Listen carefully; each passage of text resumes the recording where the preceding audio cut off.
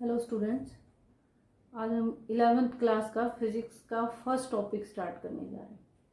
ठीक है, physical world हमारा चैप्टर। तो सबसे पहला जो सवाल उठता है कि साइंस क्या है, because physics is a part of science. तो साइंस क्या है? Science is a systematic and organised knowledge which has gained through observations and experiments.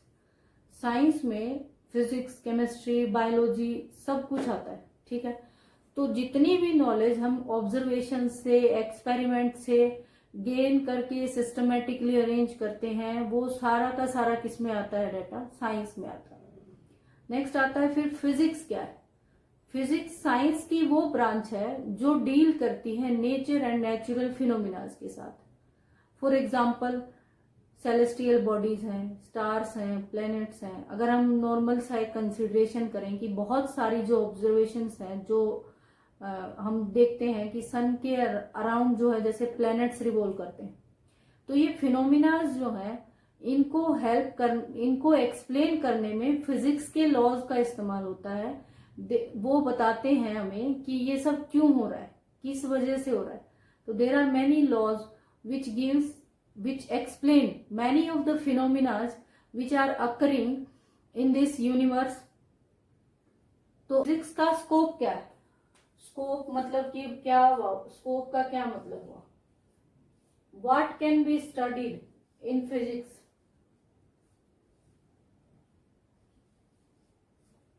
What can be studied and where and on which phenomena physics can be applied?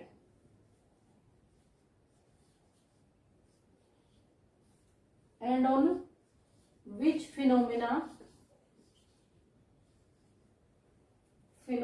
physics can be applied? कि किन किन phenomenas पे जो physics को apply किया जा सकता है, फिजिक्स के लॉज को, और फिजिक्स में क्या क्या पढ़ा जाएगा।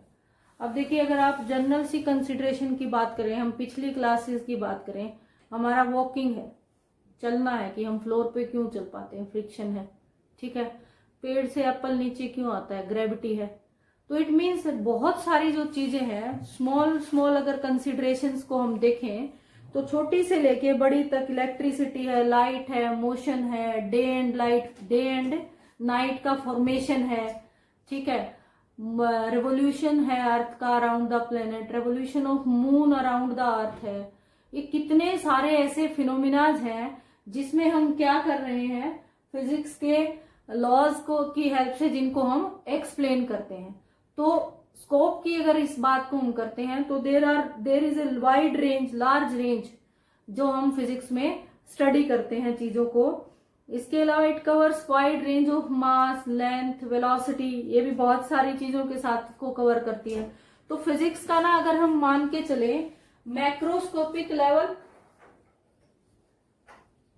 मैक्रोस्कोपिक का मतलब है कि बहुत सारे बड़े बड़े ऑब्जेक्ट्स जैसे स्टार्स हैं, प्लैनेट्स हैं, ठीक है, और भी सेलेस्टियल बॉडीज हैं, से लेकर माइक्रोस्कोपिक ऑब्जेक्ट्स तक। माइक्रोस्कोपिक कौन से हैं? जो बहुत छोटे हैं। ठीक है, बड़े बड़े ऑब्जेक्ट से लेकर छोटे छोटे ऑब्जेक्ट्स तक जो फिजिक्स है उसकी एप्लीकेशन है। माइक्रोस्कोपिक लेवल से लेके मतलब लार्ज ऑब्जेक्ट से लेकर स्मॉल ऑब्जेक्ट्स तक, वेरी स्मॉल। तो इसका मतलब इसका जो रेंज है वो तो बहुत ही बड़ा है। ठीक है, अब उसके बाद बात करते हैं कि जो फिजिक्स है हमारे पास, फिजिक्स का रिलेशन क्या है बाकी सारी साइंसेस के साथ। मतलब ये ओवरव्यू सा अगर एक जनरल सा डिस्कशन करें तो अगर मैथ के फार्मूलेस को हम देखते हैं, मैथ के साथ अगर हम रिलेशनशिप की बात करें तो मैथमेटिक्स के बहुत सारे फॉर्मूलेस जो है फिजिक्स में अप्लाई होते हैं। ये हम ट्रिग्नोमेट्रिक फॉर्मूलेस की बात कर लें, या जनरल a+b का होल स्क्वायर जो हम देखते आए हैं कब से, वो भी हम यहाँ अप्लाई करते हैं। इंटीग्रेशन का हम फिजिक्स में इस्तेमाल करेंगे, डिफरेंशिएशन का इस्तेमाल करेंगे। फिजिक्स की बहुत सारी डेरिवेशंस को सॉल्व करने के लिए मैथ के बहुत सारे फार्मूलोज का हम इस्तेमाल करते हैं। It means in physics and mathematics there is a close relationship. अब उसके बाद अदर साइंसेस की बात करें तो अदर साइंसेस की बात करते हैं तो केमिस्ट्री की अगर हम बात करें तो केमिस्ट्री में फिजिक्स की ऐसी बहुत सारी डिस्कवरीज हैं जिनका इस्तेमाल केमिस्ट्री में किया जाता है, जैसे कि स्ट्रक्चर ऑफ एटम है, एक्सरेज की फॉर्मेशन है, ये सब जो डिस्कवरीज हैं इनका इस्तेमाल केमिस्ट्री के बहुत सारे फिनोमिनाज में होता है। गामा रेज है जिनका इस्तेमाल क्या करते हैं, ट्रीटमेंट ऑफ कैंसर में किया जाता है। मतलब मेडिकल इंडस्ट्री में बहुत सारे ऐसे इंस्ट्रूमेंट्स हैं जिनका मतलब जो फिजिक्स की हेल्प से बनाए गए और उनका इस्तेमाल फिर क्या है, मेडिकल इंस्ट्रूमेंट्स के रूप में, अप्लायंसेस के रूप में लोगों के इलाज के लिए हॉस्पिटल्स में किया जाता है। ठीक है, तो गामा रेज हैं उनका इस्तेमाल कैंसर थेरेपी में किया जाता है, एक्सरेज का हम इस्तेमाल करते हैं। ठीक है, और भी बहुत सारे स्ट्रक्चर्स हैं। एक्सरेज को हम क्या करते हैं, फ्रैक्चर ऑफ बोन्स को डायग्नोज करने के लिए हम एक्सरे का इस्तेमाल करते हैं। ये तो वो जनरल कंसिडरेशंस हैं जो हम देखते रहते हैं। ठीक है, उसके बाद है physics in relation with astronomy. Astronomy जो है वो साइंस की वो ब्रांच है जो कि डील करती है हेवनली बॉडीज के साथ। हेवनली बॉडीज मतलब सन, स्टार्स, ठीक है, जितनी भी ये सन, स्टार, प्लैनेट्स, ये सारे के सारे ऑब्जेक्ट्स हैं, इनको हम हेवनली बॉडीज कहते हैं। तो Doppler effect is used to study big bang theory for formation of universe. मतलब फिजिक्स का जो डॉपलर इफेक्ट है और बिग बैंग थ्योरी है वो इन सारे के सारे ऑब्जेक्ट्स के बारे में ये एक्सप्लेन करती है।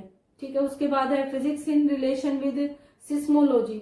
अब सिस्मोलॉजी क्या है, वो ब्रांच है साइंस की जो डील करती, जो क्या बताती है हमें, अर्थक्वेक्स के बारे में। ठीक है, तो जो डील करती है which is the study of earthquakes. Using physics we can study about earthquake and its effects.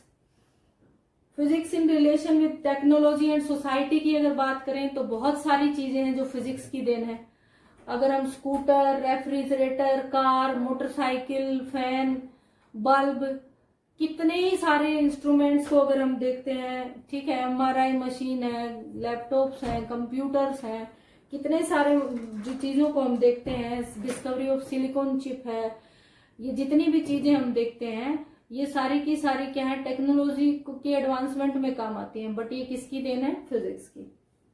तो टेक्नोलॉजी एंड सोसाइटी के लिए तो फिजिक्स का कंट्रीब्यूशन बहुत है। उसके बाद है फिजिक्स में फंडामेंटल फोर्सेस इन नेचर। हम जो आज स्टडी करेंगे ये तो जनरल कंसिडरेशन था कि जो फिजिक्स है क्या है, वो थोड़ा सा उसके बारे में हम ओवरव्यू लें, उसकी स्कोप क्या है, उसका एक्साइटमेंट क्या होता है। ठीक है, ये सब हमें पता लगे कि उसके काम क्या है, बेसिकली वो क्या, कहाँ जो है उसका एरिया है, उसका फील्ड है, कि वो किस किस फील्ड में जो इस्तेमाल होती है।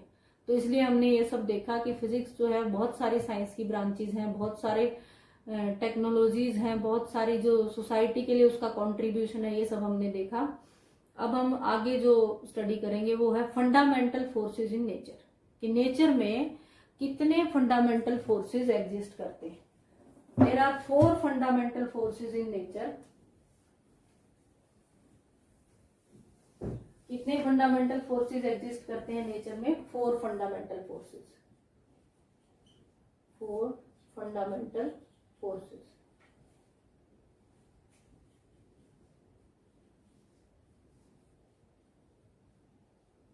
फोर फंडामेंटल फोर्सेस में हम किस किस की बात करेंगे आज। सबसे पहले ग्रेविटेशन। देखो ग्रेविटेशन जो है ना, ये आप लोगों ने पढ़ा हुआ है, 11th क्लास के जो बच्चे हैं वो इसको पढ़ के आए। हमारे पास 9th में ग्रेविटेशन का चैप्टर है। तो ग्रेविटेशन क्या है, क्या बताता है ग्रेविटेशन। ठीक है, ग्रेविटेशन बताता है कि अगर 2 ऑब्जेक्ट्स हैं, ठीक है, तो उन दोनों ऑब्जेक्ट्स का मास अगर m और m स्मॉल m है और उन दोनों के बीच का जो डिस्टेंस है अगर वो r है, तो इन दोनों के बीच में एक फोर्स एग्जिस्ट करेगी। जो फोर्स एग्जिस्ट करेगी उसका मैग्नीट्यूड क्या होगा, F = Gmm/r²। और ये जो फोर्स एग्जिस्ट करेगी इसका नेचर कैसा होगा, अट्रैक्टिव होगा, यानी कि ये अट्रैक्ट करेगी। तो यूनिवर्स के किन्हीं भी 2 ऑब्जेक्ट्स के बीच में एक फोर्स एग्जिस्ट करती है जिसको हम बोलते हैं ग्रेविटेशनल फोर्स। ग्रेविटेशनल फोर्स, तो ये जो फोर्स है इसका मैग्नीट्यूड F = Gmm/r²। अब अगर मैं कहूं कि ये दोनों मार्कर हैं कि क्या इनके बीच में भी फोर्स एग्जिस्ट करती है, बिल्कुल करती है, लेकिन विजिबल क्यों नहीं है, क्योंकि देखिए दोनों के मासेस के ऊपर डिपेंड करती है ये फोर्स। तो जो ऑब्जेक्ट बहुत ज्यादा हैवी ऑब्जेक्ट्स हैं जिनके मासेस बहुत ज्यादा होते हैं, ये उन्हीं के केस में हम इसको देख पाते हैं, क्योंकि ये क्या है, दूसरा जो डिस्टेंस है उसके स्क्वायर के इनवर्सली प्रोपोर्शनल, तो इसका जो मैग्नीट्यूड है ना वो बहुत कम होता है इसे, तो इसलिए, लेकिन इसकी रेंज क्या है, रेंज क्या है, ग्रेविटेशनल फोर्स की रेंज बहुत ज्यादा है, लार्ज। क्यों? क्योंकि ये पूरे यूनिवर्स के किन्हीं भी दो ऑब्जेक्ट्स के बीच में एक्ट करती है। हम अपने अर्थ पे से लेके हम सेलेस्टियल बॉडीज, प्लैनेट, सन, सोलर सिस्टम, किन्हीं की भी बात कर लें, ये सबके बीच में एग्जिस्ट करती है, तो ग्रेविटेशनल फोर्स की रेंज क्या है, बहुत ज्यादा है। दूसरा फोर्स जो एग्जिस्ट करता है जिसके बारे में हम देखेंगे वो है इलेक्ट्रोमैग्नेटिक फोर्स।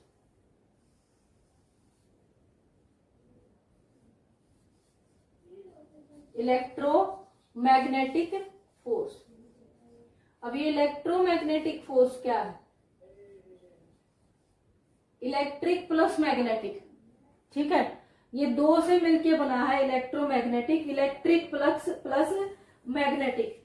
तो इलेक्ट्रिक फोर्सेस का मतलब है कि दो चार्जेस के बीच में, ये हम 12th में पढ़ेंगे, दो चार्जेस अगर एक दूसरे से r डिस्टेंस के बीच में ऊपर है, r डिस्टेंस है दो चार्जेस के बीच में, तो उनके बीच में एक फोर्स एग्जिस्ट करती है जिसका मैग्नीट्यूड क्या होता है, Q1 Q2 बाय r², ठीक है, जस्ट लाइक ग्रेविटेशनल फोर्स, ठीक है। तो ये जो फोर्स है इसका, ये क्या है, दो से मिलके बनी है, इलेक्ट्रो प्लस मैग्नेटिक, तो इलेक्ट्रिक चार्जेस के बीच में जो फोर्स एक्ट करती है वो इलेक्ट्रिक फोर्स है। और जो दो मैग्नेट्स भी क्या करते हैं एक दूसरे को, अगर आप दो मैग्नेटिक सब्सटेंसेस को लेके आओगे तो वो एक दूसरे को क्या करेंगे, अट्रैक्ट करेंगे, ठीक है। अब वो भी डिपेंड करता है, देखिए अगर साउथ नॉर्थ, नॉर्थ साउथ, अगर नॉर्थ नॉर्थ लाएंगे तो क्या करेंगे, रिपेल करेंगे, ठीक है। तो इसका मतलब ये जो फोर्स था ना ग्रेविटेशनल फोर्स, ये तो केवल अट्रैक्टिव था, इसका नेचर कैसा था, बिल्कुल अट्रैक्टिव। लेकिन यहाँ नेचर कैसा है, अट्रैक्टिव भी है और रिपल्सिव भी। आता है हमारे पास strong nuclear force, strong nuclear force.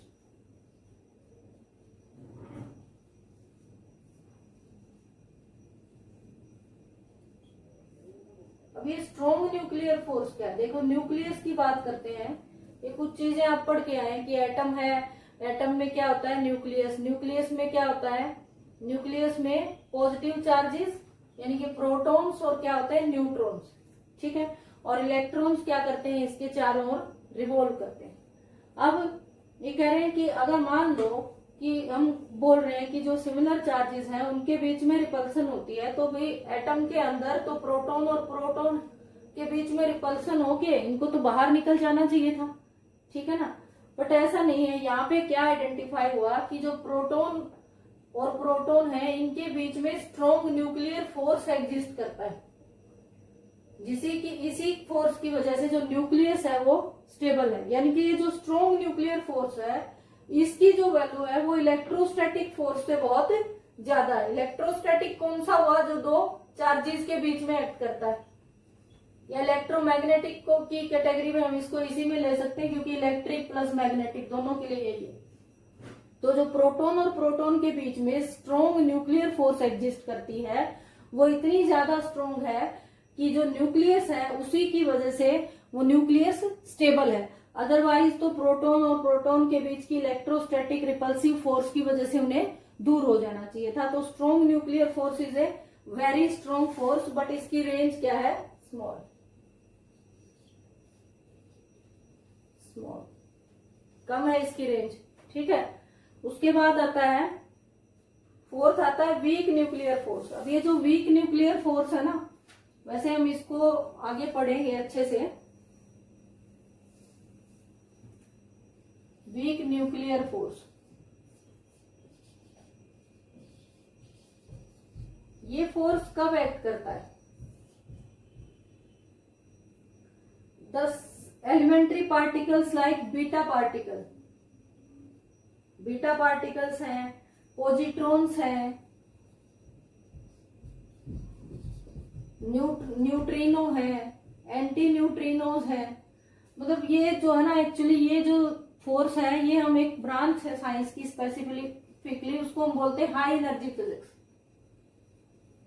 High energy physics ये सब हम वहां पढ़ते हैं बहुत डीपली, तो ठीक है, ये सब हम बहुत डीपली जब हम पढ़ते हैं तो वहां हाई एनर्जी फिजिक्स में पढ़ते हैं। अब beta particle, beta decay process है, इन प्रोसेस के टाइम पे क्या होता है कि एक न्यूक्लियर फोर्स एग्जिस्ट करती है, उस फोर्स को हम बोलते हैं वीक न्यूक्लियर फोर्स। इन जो एलिमेंट्री पार्टिकल्स के बीच में पॉजिट्रॉन्स, न्यूट्रॉन्स, ठीक है, हेप्रोन्स, कायोन्स, म्यून्स, बहुत सारे पार्टिकल्स होते हैं। इन पार्टिकल्स के बीच में जो फोर्स एग्जिस्ट करता है उसको हम बोलते हैं वीक न्यूक्लियर फोर्स। अब ये जो फोर्सेस हैं, ये जो फोर्स है ये बहुत वीकर फोर्स है, बट किससे वीकर है? स्ट्रॉन्ग न्यूक्लियर फोर्स से। स्ट्रॉन्ग न्यूक्लियर फोर्स से तो ये वीकर है, but much stronger than gravitational force, much stronger than gravitational force, पर ये ग्रेविटेशनल से स्ट्रॉन्गर है। तो एक ओवरव्यू ये भी देखते हैं कि इनमें सबसे स्ट्रॉन्गेस्ट फोर्स कौन सी है, ठीक है। तो इन चारों को जब हम कंपेयर करते हैं तो भाई सबसे पहला नंबर तो हमारा आता है स्ट्रॉन्ग न्यूक्लियर फोर्स का। स्ट्रॉन्ग न्यूक्लियर फोर्स क्या है? वो सबसे स्ट्रॉन्ग है।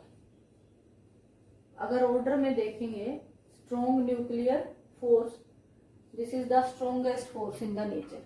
नेक्स्ट पे आता है इलेक्ट्रोमैग्नेटिक फोर्स, इलेक्ट्रोमैग्नेटिक फोर्स। उसके बाद है week nuclear force, week nuclear force. And the next one is, क्या बच गया? Gravitational force. It means gravitational force is the weakest force in nature. Gravitational force क्या है? वीकेस्ट फोर्स है nature में, ठीक है। अब इसका ऑर्डर भी अगर हम देखें तो इनका ऑर्डर क्या बनता है हमारे पास? स्ट्रॉन्ग न्यूक्लियर फोर्स है 10⁻38, ठीक है। और जो उसके बाद इलेक्ट्रोमैग्नेटिक फोर्स है, कंपेयर करेंगे सारों को ग्रेविटेशनल से, तो it is 10⁻36 times stronger than the gravitational force.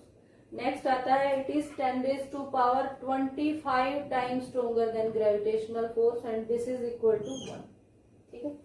ये है इनका रेशो। अगर हम इनको कंपेयर करते हैं तो क्या आता है? ये स्ट्रॉन्ग न्यूक्लियर फोर्स, ये किसके लिए है? हमारा इलेक्ट्रोमैग्नेटिक फोर्स, ये वीक न्यूक्लियर फोर्स और ये ग्रेविटेशनल फोर्स। उसके बाद आपस में तो हम आसानी से कंपेयर कर सकते हैं कि हमें कहें कि how much time strong nuclear force is stronger than the electromagnetic force, तो यहां से निकाल लीजिए 100 टाइम्स। ये 38 है, ये 36 है। किससे? ग्रेविटेशनल से। इसको 1 माना हुआ है हमने। अब ये इससे 36 है और ये इससे 38 है, तो आपस में क्या हो गया? 100 का ही डिफरेंस आया ना। तो स्ट्रॉन्ग न्यूक्लियर फोर्स क्या हो जाएगा? Strong nuclear force is 100 times stronger than the, किससे? Electromagnetic force. तो वो तो हम इससे कंपेयर कर सकते हैं आसानी से कि कौन सा किससे कितना स्ट्रॉन्गर है, ठीक है। तो ये कुछ बेसिक जानकारी थी जो हमें फंडामेंटल फोर्सेस इन नेचर के बारे में थोड़ा सा देखना था। देखिए 11th में थोड़ा थोड़ा करके देखते रहे, एक तो घबराना नहीं है, क्योंकि क्लास 11th जब शुरू होती है ना तो बहुत सारी चीजें ऐसी हैं जो हमने पहले नहीं सुनी और कुछ सुनी भी है। अब जैसे हमने ग्रेविटेशनल को सुना था, ठीक है। तो यहाँ ये दिमाग में ये बर्डन नहीं लेके आना है कि नहीं ये तो पता नहीं क्या है, ठीक है। 1 बार 2 बार 3 बार 4 बार जब हम चीजों को पढ़ते रहते हैं ना तो हम यूज्ड हो जाते हैं उसके वो हमें फिर अपने आप से याद होनी शुरू हो जाएगी, ठीक है। तो अब इसमें है, अब कुछ बेसिक लॉज हैं, कंजर्वेशन लॉज, ये भी हम इसमें देख लेते हैं। उसके बाद हम इसको फॉर्मली यूनिट को आगे शुरू करेंगे जो कि हमें आगे बहुत काम भी आने वाली है। तो सबसे पहले हम देखते हैं कंजर्वेशन लॉज की बात करते हैं। तो द वर्ड कंजर्वेशन का क्या मतलब है? Constant with time. कंजर्वेशन का मतलब है कि जो टाइम के साथ साथ क्या हो, कांस्टेंट रहे। तो अब कुछ कंजर्वेशन लॉज है, ये एक्चुअली हम इसलिए देख रहे हैं कि आगे जाके कहीं ना कहीं इनको हम अप्लाई कर देते हैं। ये थोड़ा सा बेसिक कंसेप्ट हैं फिजिक्स के, conservation laws.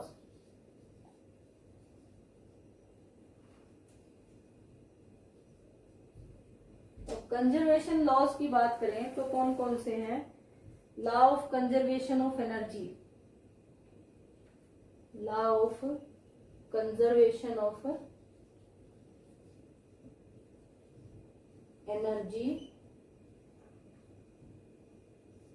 Law of conservation of momentum,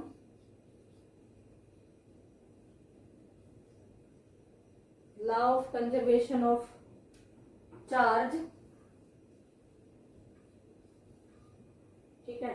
and law of conservation of momentum में दो तरह से कर लेते हैं, लीनियर मोमेंटम अलग, एंगुलर अलग। उसको हम अभी जरूरत भी नहीं है, जब हम आगे यूनिट करेंगे तो हम आराम से देख लेंगे कि लीनियर मोमेंटम क्या है, तो उसको भी हमें भी समझ आ जाएगा अलग से, और एंगुलर मोमेंटम क्या होता है। तो सबसे पहले ये हम देख के आए, law of conservation of energy हम पढ़ के आए ना। तो इसका लॉ के अकॉर्डिंग क्या है? According to this law, energy can neither be created nor be destroyed, it can be transferred from one form to another. और इसका हमने एक्सप्रेशन भी किया था, ध्यान हो तो 9th क्लास में एनर्जी कंजर्वेशन का हमने एक्सप्रेशन भी किया है। क्या एक्सप्रेशन किया था बताइए, कुछ ध्यान हो तो सोचो दिमाग में। फ्रीली फॉलिंग बॉडी के लिए ध्यान है आप लोगों को? एनर्जी कंजर्वेशन को हमने फ्रीली फॉलिंग बॉडी, एग्जाम्पल क्या है? फ्रीली फॉलिंग बॉडी कि डिफरेंट पॉइंट्स पे हम क्या करते हैं, एनर्जी को प्रूव करते हैं कि जो टोटल एनर्जी है वो कंजर्व्ड है, ठीक है। फ्रीली फॉलिंग बॉडी के लिए हमने इसको किया है। नहीं भी याद है तो कोई बात नहीं, इसको सोचने की जरूरत नहीं है। फिर आता है law of conservation of momentum. Energy क्या कहता है कि energy can neither be created nor be destroyed, it can be transformed from one form to another. For example, जब हम बॉल की बात करते हैं, हम ऊपर उछालते हैं, ऊपर से नीचे गिराते हैं, या ऊपर से नीचे गिराएंगे तो ऊपर जब वो कंप्लीट हाइट पे है तो उसकी क्या एनर्जी है? पोटेंशियल एनर्जी है उसके पास। फिर जब वो ऊपर से नीचे आ रही है बॉल, तो उसके पास किसी पॉइंट पे पोटेंशियल एनर्जी क्या है? काइनेटिक भी है और पोटेंशियल भी है एनर्जी। क्योंकि देखिए यहाँ तो सिर्फ पोटेंशियल, लेकिन जब वो आने लगी, नीचे गिरने लगी, तो पोटेंशियल कुछ क्या हो गया? काइनेटिक में भी बदल गई। तो अब यहाँ जो एनर्जी है वो काइनेटिक और पोटेंशियल दोनों को मिला के है। फिर जब वो नीचे गिर जाएगी तो उस केस में पोटेंशियल तो क्या हो जाएगी? जीरो हो जाएगी। तो उस टाइम सारी की सारी एनर्जी क्या होगी उसके पास? काइनेटिक होगी।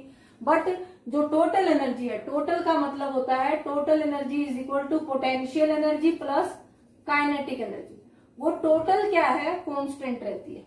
वो टोटल जो वैल्यू आएगी वो कांस्टेंट आएगी। अभी हमें इतना ही देखना है कि एनर्जी क्या है, वो कंजर्व्ड होगी, मतलब वो चेंज हो सकती है एक फॉर्म से दूसरी फॉर्म में, but that can not be destroyed. दूसरा है total momentum before and after collision. Momentum before collision is equal to momentum before collision is equal to momentum after collision. कि जो after and before collision momentum क्या होगा? Constant होगा, conserve होगा। ये भी हम बाद में देखेंगे, इसको पूरे चैप्टर में हम समझेंगे कोलिजन क्या है सबसे पहले, तो फिर मोमेंटम की को भी समझेंगे आराम से। तो अभी सिर्फ इतना ही देख लीजिए कि momentum before collision is equal to momentum after collision. Next आएगा charge. Law of conservation of charge भी क्या कहता है? Charge can neither be created nor be destroyed. Charge को ना तो क्रिएट कर सकते हैं ना डिस्ट्रॉय कर सकते हैं। It can be transferred from one body to another, कि उसको ट्रांसफर कर सकते हैं एक बॉडी से दूसरी बॉडी में।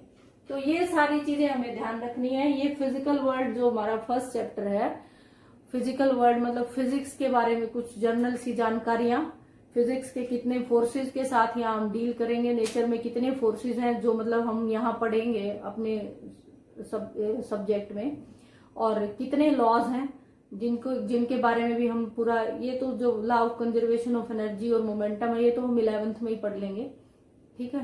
चार्ज के बारे में थोड़ा और आगे 12th में जाके हम इसको देखेंगे। तो ये सब फिजिकल वर्ल्ड के बारे में है, ये जनरल चीजें हैं, इसको एक बार आराम से थ्योरी को पढ़ लेना, समझ आ जाएगी। और पैनिक क्रिएट करने की जरूरत नहीं है। एक बार, दो बार, तीन बार आराम आराम से पढ़ते रहें, क्योंकि 11th में जब हम एंटर करते हैं तो थोड़ा सा मन में वैसे ही डर होता है, इसलिए ज्यादा घबराना नहीं है। और कोई भी कंसेप्ट है उसको एक बार पढ़ें, दूसरी बार पढ़ें, तीसरी बार में वो अपने आप से आराम से थोड़ा सा समझ में आना शुरू हो जाएगा। अगर आपको पहले नहीं आ रहा होगा, पहली बार में नहीं आएगा, दूसरी में नहीं आएगा तो ठीक है। ओके।